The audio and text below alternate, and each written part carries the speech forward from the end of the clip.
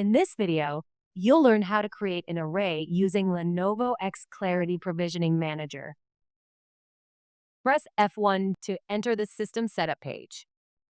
Select UEFI Setup to access the RAID controller utility. Go to System Settings, select Storage. The installed RAID adapters will be listed. Choose the desired RAID controller to open its configuration utility. From the main menu, select Array Configuration. Click Create Array.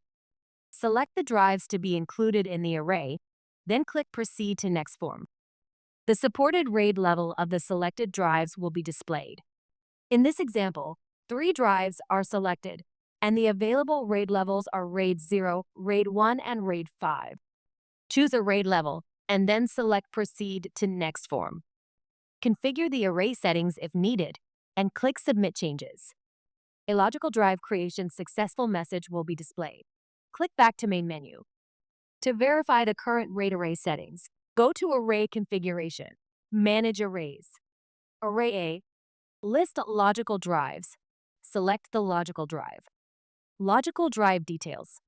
The logical drive details will be displayed. In this example, RAID 5 is configured with 3 960GB SSDs, resulting in a total capacity of 1.92 TB.